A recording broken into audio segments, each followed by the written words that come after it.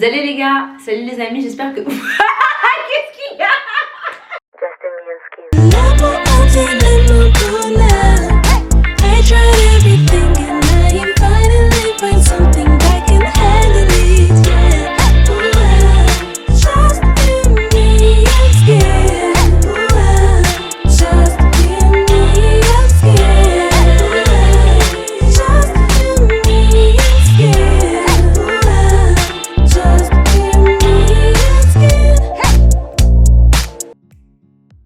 Salut les gars, salut les amis, j'espère que vous allez bien et bienvenue dans ce nouvel épisode de Just Amy Skin. Alors comme vous le savez, chaque mois, je reçois un invité spécial et aujourd'hui, nous avons l'honneur d'accueillir sur Just Amy Skin Christella.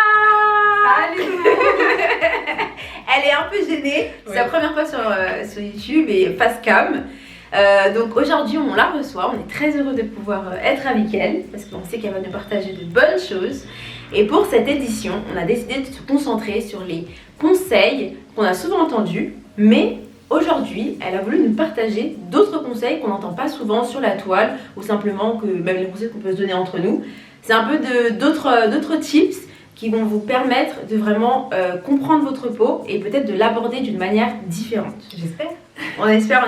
Donc, basé sur son expérience, par rapport aussi à sa documentation, comment elle s'est renseignée par rapport à la peau, ce qu'elle a vu, un peu les comparaisons de ce que tu as pu voir, c'est un peu ça. Ouais, c'est un peu ça. Ok, donc je vais sans plus tarder, hein. Elle va commencer. Christella, alors est-ce que tu peux déjà un peu te présenter et puis nous introduire un peu quels sont pour toi les conseils à suivre.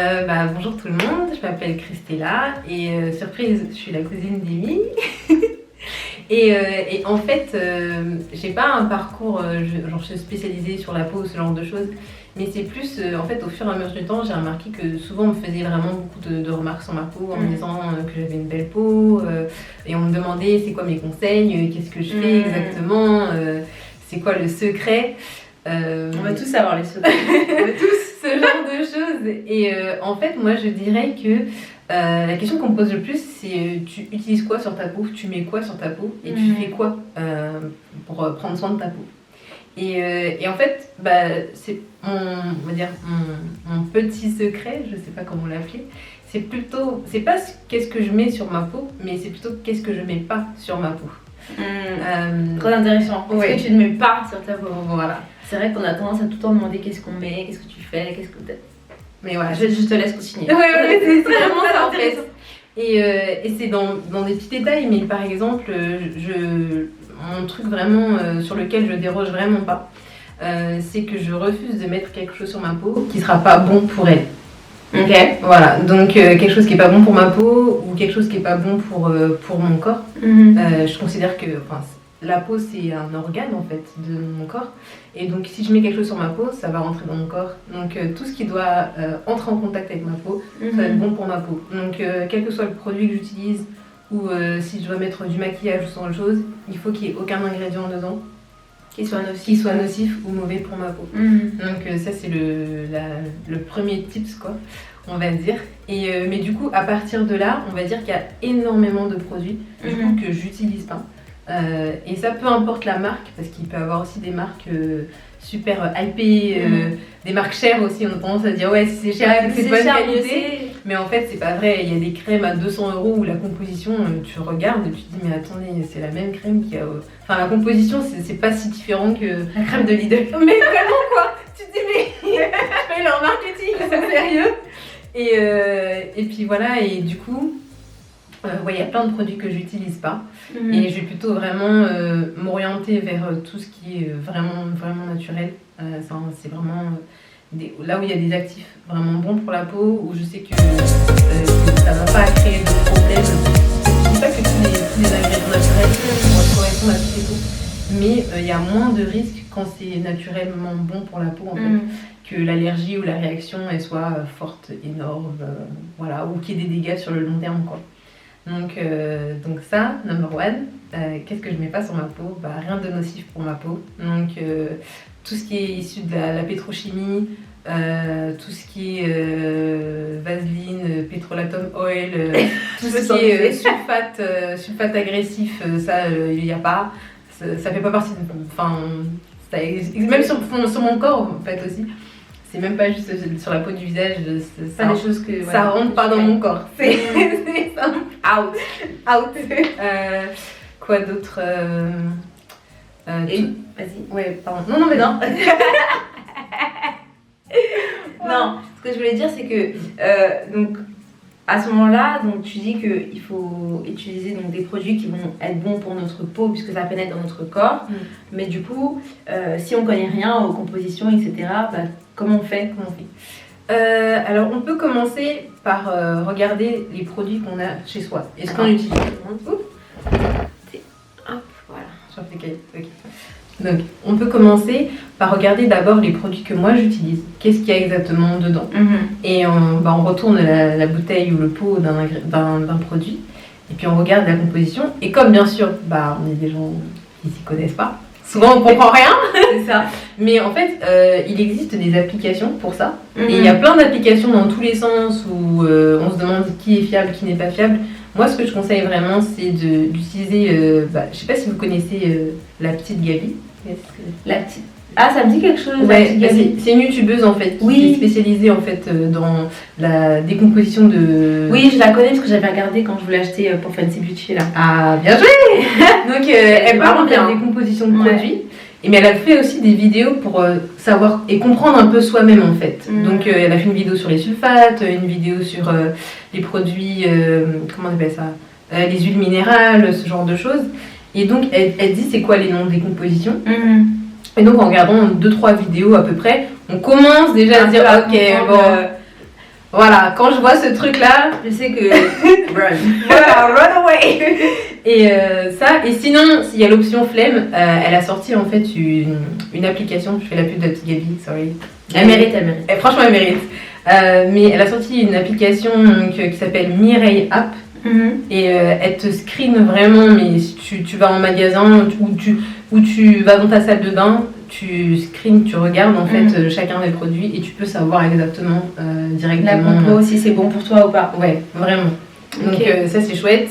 Ce que je conseille aussi, c'est de commencer par des choses simples. Pas forcément vouloir rentrer dans les grands trucs compliqués. Les skincare qu'on voit partout. Ouais.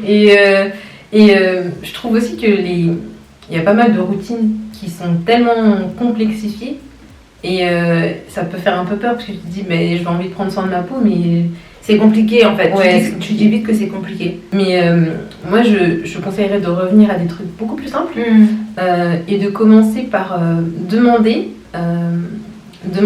à nos parents, nos grands-parents, nos arrière-grands-parents, si on est encore avec nous, mais leur demander, toi, quand tu étais petite, tu utilisais quoi? Et qu'est-ce que ta mère te disait? Et qu'est-ce que vous utilisiez en fait comme méthode de nettoyage de la peau ou pour vous hydrater la peau? Et ça, peu importe d'où tu viens sur la planète, donc que tu sois, je sais pas, que tu sois d'origine péruvienne, d'origine mexicaine, d'origine camerounaise, d'origine chinoise, n'hésite pas à demander en fait à tes ancêtres de là où tu viens. Qu'est-ce qu'ils avaient comme résultat? Est-ce que en général les gens ils avaient une belle peau? Est-ce qu'ils avaient des problèmes de peau? Ou est-ce que ça causait des allergies? Ou est-ce que ça grattait? Et à partir de là tu peux faire des petites recherches dans ton coin, regarder des petits trucs, te dire mais quand même ma grand-mère elle me dit que dans son village tout le monde utilisait cette huile là et tout le monde avait une belle peau. On va quand même googler un peu ce truc parce que ça a l'air intéressant. Mais du coup, est-ce que tu penses pas aussi que l'environnement dans lequel on vit nous pousse à devoir utiliser d'autres produits que simplement du savon et de l'eau? Ouais. Alors je pense qu'il y a beaucoup plus de pollution aujourd'hui. Ça vraiment, surtout si on habite en ville, si on habite en France, si on habite il y a vraiment beaucoup plus de pollution, je répète, dans son ensemble quoi. Donc je pense qu'il y a besoin sans doute de mieux protéger sa peau, ça c'est vrai, c'est sûr, besoin de mieux protéger sa peau. Mais je pense aussi que les manières de mieux protéger sa peau, d'en prendre soin, ça passe pas forcément par des produits qu'on applique dessus. Et c'est peut-être quelque chose qu'on a tendance à oublier. Les gens ont souvent tendance à dire oui, il faut bien manger, bien dormir, il faut faire du sport. Et ça peut être assez vague, je trouve, comme conseil. Mais je remarque quand même que Personnellement, quand je me couche avant 23h et que je dors minimum 7-8 heures, ça fait une différence que quand je me couche à 2h du matin et que je dors minimum 7-8 heures. Le fait de se coucher plus tôt, ça a un impact en fait. Oui, c'est sûr. Oui, non, c'est sûr. C'est un impact vraiment positif, franchement. Et sur le long terme, en fait, ça vraiment, c'est super bénéfique pour la peau, quoi. Donc ça, pour l'alimentation, on aime bien dire, ouais, non, tu sais, il faut manger sain, varié. Mais ça, je trouve aussi que c'est assez... c'est un bon conseil, mais c'est quand même assez vague. Moi, quelque chose que je conseille vraiment pour le manger sain, je conseille de manger, peu importe là où tu habites, hein, mais de manger des choses de saison, donc des fruits ou des légumes de saison. Donc si tu manger des fraises en hiver, quoi. Voilà, pas de fraises en hiver, parce qu'il n'y a pas de fraises en hiver. En tout cas, si t'es à Paris, en Ile-de-France, les fraises ne poussent pas en hiver. Il y en a pas, c'est pas possible. Ouais. Et pareil, en fonction de là où tu habites, il y a des fruits et des légumes de saison. Et je suis vraiment persuadée que les fruits et les légumes de saison qui sont donnés en fait en fonction de là où tu habites, c'est ça qui est bon pour ta peau. Ouais. Je remarque par exemple que en été, en France, on a des tomates, on a des aubergines qui poussent, on a des courgettes. Et dans ces légumes-là, quand tu fais un peu de recherche, tu te rends compte qu'il y a plein d'éléments qui sont là pour protéger la peau et la protéger du soleil. Donc, c'est pas que je dis de pas mettre de crème solaire, hein. Chacun est libre de faire comme il veut. Mais je remarque quand même que, en été, en France, les légumes qu'il y a de saison, c'est des choses qui sont vraiment bonnes pour la peau, qui protègent la peau, qui donnent une super belle peau. Et par exemple, vous pouvez faire le tester cet été, de manger que des fruits de saison. Et que ce soit par exemple votre seule source de sucre, la seule source de sucre que vous utilisez. Et franchement, vous allez voir une amélioration, mais tellement rapide sur votre peau. Ça va être fulgurant, quoi. Enfin, moi j'ai fait le test et j'ai conseillé d'ailleurs déjà à plusieurs personnes de le faire. Notamment des personnes qui allaient se marier bientôt, ce genre de choses. Quand c'était en été, je leur ai dit, vas-y à fond sur les melons, le raisin avant le mariage. Et franchement, le jour du mariage, elles m'ont dit, mais j'étais trop bien. Mais franchement, c'est vraiment l'alimentation, c'est un impact vraiment direct en réalité. Vraiment direct sur le corps et sur la peau. Et vraiment... En fait, je pense que c'est une question aussi de volonté, d'organisation ou de réorganisation de son alimentation et de ses objectifs. Parce qu'au final, il faut que tu veuilles pouvoir manger mieux. Faut que tu veuilles pouvoir être bien dans ton corps pour pas qu'à 50 ans tu sois en mode KO, claqué. Donc je pense qu'il y a tout ça, je pense que ça part principalement de la volonté, parce que je pense que c'est des conseils. Manger bien, comme tu disais, c'est des trucs qu'on entend tout le temps, mais au final, ça veut dire quoi manger bien? Parce que du coup, les gens pensent que manger bien, ah là là, je vais devoir manger que des légumes, et ça devient genre un peu une torture. Alors qu'en vrai, tu peux manger bien en étant épanoui. Mais oui, en te faisant plaisir. Et puis, genre le challenge de petit défi que tu peux donner de ne pas manger de nourriture transformée, tu peux dire, ok, en vrai, je kiffe les burgers, je kiffe les frites, je kiffe la pizza, je kiffe la glace. Mais tu peux dire, ok, j'ai en profité pour apprendre en fait à faire ces choses moi-même et voir en fait. Et ça se trouve, les recettes que tu vas faire chez toi, tu vas kiffer encore plus que ce que tu achètes. Tu dis, mais en fait, Again qui? Mais rien du tout. Mais c'est moi, Again Glace, je fais des meilleures glaces que... Et voilà quoi, et toi au moins tu sauras ce que tu mettras dedans, la quantité de sucre que tu mets dedans, les fruits que tu mets dedans, enfin tu vois. Oui, tu sauras exactement la compo, hein. Il n'y aura pas plein d'écritures, parce que des fois il y a tellement d'écriture derrière. Je veux dire, en même temps, quand le gâteau il reste pendant 4 semaines dans le magasin, il faut bien qu'il tienne d'une manière ou d'une autre. Mais ça c'est chelou. Un gâteau, c'est pas censé tenir aussi longtemps, quoi. Enfin, voilà. Donc, des petits trucs comme ça. Un autre truc aussi auquel on pense pas souvent, mais qu'on met sur sa peau, du coup, c'est les vêtements. Donc, les matières des vêtements qu'on utilise, c'est quel type de matière qu'on utilise? Parce qu'il y a des matières de vêtements qui étouffent la peau, qui font que la peau, elle ne peut pas respirer. Donc, pareil, les matières synthétiques issues de la pétrochimie, tout ce qui est polyester... ce genre de matière là, acétate, etc. Tu dis, en fait, c'est des matières. Ma peau ne respire pas, donc c'est vraiment comme si j'entourais ma peau de plastique. Et moi je dis, courage, genre respire. Mais bah non, elle peut pas. Donc qu'est-ce qui se passe? Bah je pense vraiment que intérieurement, ça cause aussi des trucs que la peau ne kiffe pas du tout. Ouais, non, c'est sûr. Tout le monde aime respirer, j'ai envie de dire. Donc la peau encore plus. Donc privilégier les matières naturelles, donc le coton, le lin, la laine, ce genre de matières-là, y compris, la soie aussi, y compris là où on dort. Donc sur son oreiller, les draps, tout ça. Ceux avec quoi on s'essuie, donc pareil, serviettes en coton. Ouais, je pense que déjà les matières, c'est quelque chose qui peut... les matières, je pense que on n'y pense pas du tout en fait.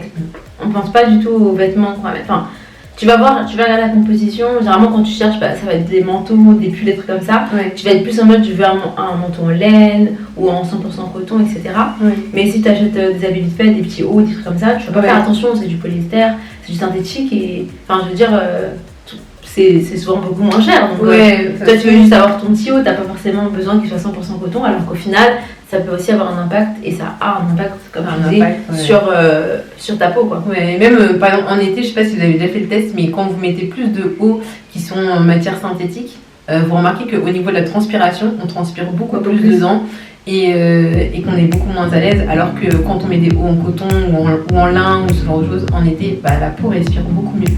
Tout ce qu'on fait pour la peau, là, les petits trucs que je donne au conseil pour la peau, ça bénéficie la peau, mais aussi tout le reste du corps. C'est pas juste que sur la peau, mais c'est tout votre corps qui va en bénéficier. Enfin, dormir mieux, se coucher plus tôt et dormir régulièrement, au moins 7-8 heures. Ça va pas être juste bénéfique pour votre peau, même vous aurez plus la pêche, vous serez plus en forme. Enfin, moi, j'ai testé parce que franchement, j'ai passé tellement trop de nuits en fait, à mal dormir, à me coucher tard, à faire vraiment n'importe quoi avec mon sommeil. Quand j'ai décidé de mettre ça de côté, mais c'est comme si t'as l'impression que même ton esprit il est plus en forme. Je sais pas. Ouais, t'es mieux quoi. Ouais, c'est vraiment mieux. Donc voilà, moi je trouve que c'est très enrichissant. Ça a donné des pistes. Et puis c'est très encourageant ce que tu nous as partagé. Donc merci beaucoup. Voilà, rien. Voilà, là c'est sûr. Non, il faut. Mais peu importe l'état de votre peau, peu importe où vous en êtes, je recommande vraiment de l'aimer. Dans le sens de ne pas critiquer sa peau, ça peut être des petites phrases qui sortent vraiment simplement, genre on en a marre un jour d'avoir tant de plaques ou des boutons ou autre.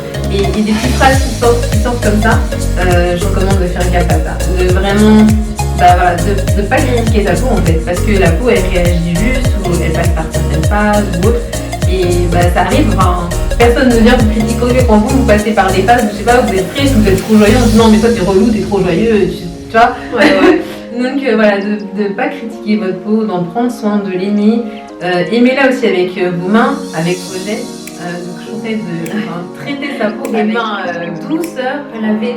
Voilà, quand vous prenez soin de votre peau, quand vous mettez vos produits, lavez-vous les mains d'abord et ensuite vous faites vos petites routines, vos petits soins. Et quand on se frotte pas la peau, sans frotter la peau sauvagement, c'est pas ça qui va faire partir des boutons ou des plaques. Non, ça va l'agresser, ça va l'irriter. Vraiment, ça va irriter votre peau. Donc des petits massages de temps en temps. Ça aussi, ça peut vraiment faire du bien. Vraiment traiter sa peau comme si c'était de la soie précieuse. C'est ça. Oubliez que vous avez qu'une seule peau et il faut en prendre soin. Parce que finalement, c'est l'enveloppe extérieure et tout le monde va voir. Et là, on va voir. Vous la traitez bien, on va le voir aussi. Il est pas peur. Non, mais c'est vrai. Bon, en tout cas, encore merci d'être dans cet épisode de Just Feminine Skin. De rien. C'était un vrai plaisir. Voilà, de notre invité du mois. Ah oui, d'ailleurs, je suis venue chez elle tourner. Maintenant, j'aime bien me délocaliser et venir chez l'invité du mois. Donc, elle m'a reçue chez elle. Donc, merci beaucoup. Merci à toi. Et puis, on se retrouvera sur un autre épisode. Donc, Just Feminine Skin. On vous souhaite. On vous souhaite d'avoir une belle peau. On vous souhaite de faire partie de l'élite. On vous souhaite de donner du temps à votre peau, d'apprendre à la connaître, d'apprendre à l'aimer, de regarder les compos, de fixer des nouveaux objectifs, de dormir plus, mieux manger, tout voilà, tout ce qu'on a dit quoi. Voilà. Donc on va remercier d'être resté jusqu'à la fin de cette vidéo. Mettez du coton. Mettez du coton, du lin. Et à la prochaine dans une prochaine vidéo. Cheers. Salut.